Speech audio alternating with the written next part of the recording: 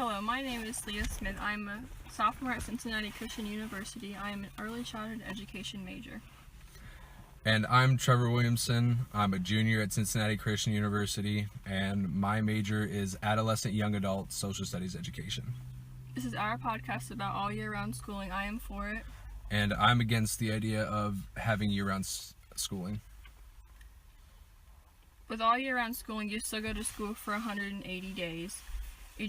Some schools go 45, and then you're off 15, so the students will still get a summer break, winter break, spring break, and all their breaks. For an example, their summer break is going to be a little bit shorter. They won't get 3 months, they might get 1 or 2 months. And one thing to talk about for student breaks, the summer break especially, it's really important that students get outside and they start to develop physically during the summer months. As it is, a lot of students don't have a lot of downtime while they're at home. They become obsessed with like technology, things that keep them inside. So having the summer break outside when it's nice is an important thing to have. This helps students have a lot better health. And then next, it also helps students decompress after a long school year. This way we don't see as many behavioral issues in the classroom. A lot of students with learning disabilities may become frustrated with this, being in the classroom so much. So having a long winter break and having an even longer summer break is a great way for students to decompress over their breaks, so that way they don't have to build so much frustration up in the classroom. After the summer break, most teachers have to spend a lot of time reviewing because many students forgot what they learned last year. So that takes away time they could be learning something new.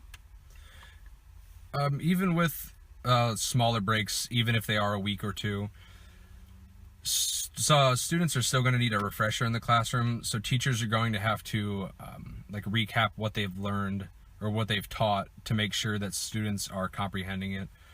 Knowing that students retain information is one of the key components that need to happen in the classroom. So even if some students are having a month or 3 months or 4 months break, we as teachers and having a schooling that isn't year-round still would need to recap with our students just to make sure that they're getting what they need to know out of a lesson, or so that they understand and comprehend what is being taught. Our next topic is teams working.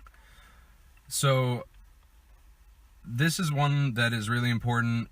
Some teams, especially in upper education, they're going to have to help their families out. So they may be needing to pay bills for their family.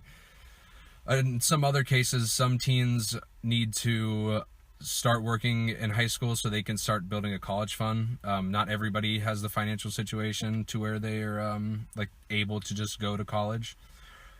So having a summer break that is 3 months, almost 4 months long, is really important, and it appeals to employers, given that they have a really long time to work. That way,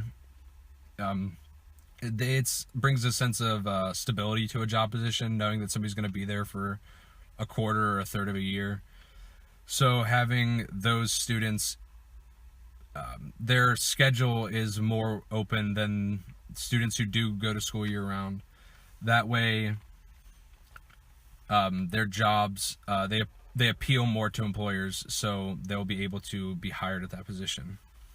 Students will still have the same opportunity to work. They just won't be able to work as much during the summer, but they can still work the same amount of days. Those have to work throughout their breaks, so they'll have the same hours.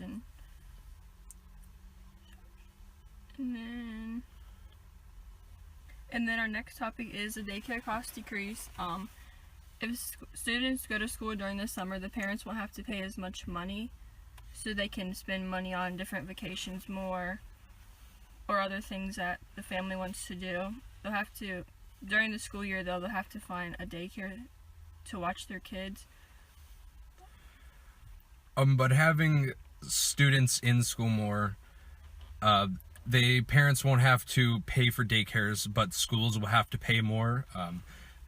You may see this spending in faculty, or you may see it in upkeep charges, or it's just certain things to keep schools up and running. They'll be paying more for electricity because they'll be in school longer. Even with summer months, like your air conditioning is going to be on for the majority of the day. So instead of having the school vacant during winter break or summer break, you're going to see the electricity being used a lot more in those summer months than you would any other time of the year. And so you're going to see an increase in school spending, not in the parent spending, but this may cause, depending on how the school district's money is pulled, you may see this have like schools cut funding to other activities, or you may see taxes go up in your area based on how much this school is spending on electricity or on the services that they need in their school. With all year-round schooling, the school buildings won't be vacant or empty. They'll have a purpose and use, so people won't be tempted to go inside of them and damage them or vandalize them. And then this is the last topic we're going to end up talking about. A lot of after-school activities may be lost by adding year-round schooling. So like we talked about in the last section about cost and spending, you may see some schools have to put more money in other areas to make sure that they can stay open for a year-round schooling. So if you end up having to spend more money, then you may have to cut certain programs and activities. And these activities are all beneficial to students, and they're things such as sports or music or theater. And all three of these, they really help build some important life lessons for students. There are things that you're going to learn in music and theater, and even on a sports team, that you're going to keep with you for the rest of your life. Another thing that these after-school activities do, or they help keep students out of trouble. They keep them at school or with a responsible adult or teacher, and they are able to be themselves and express themselves in a ton of different ways, especially in the music and the theater. Even with sports, like there's a lot of different things that they can do. And then lastly, these, like with music, there are like studies that show that it's important that students are in music.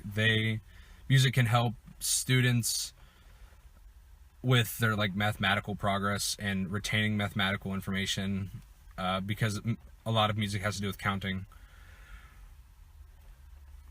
After school activities are still possible. With all year-round schooling, they can offer an extra session of like remedial and enrichment classes to students who need it so they won't fall behind.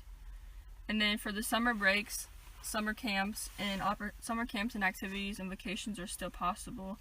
Instead of the breaks being, for an example, 3 months, they might only be a month, so they can still participate in the events that they want to.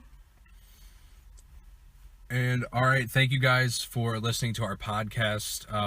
Once again, I'm Trevor Williamson. And this is Leigha Smith. And thank you guys.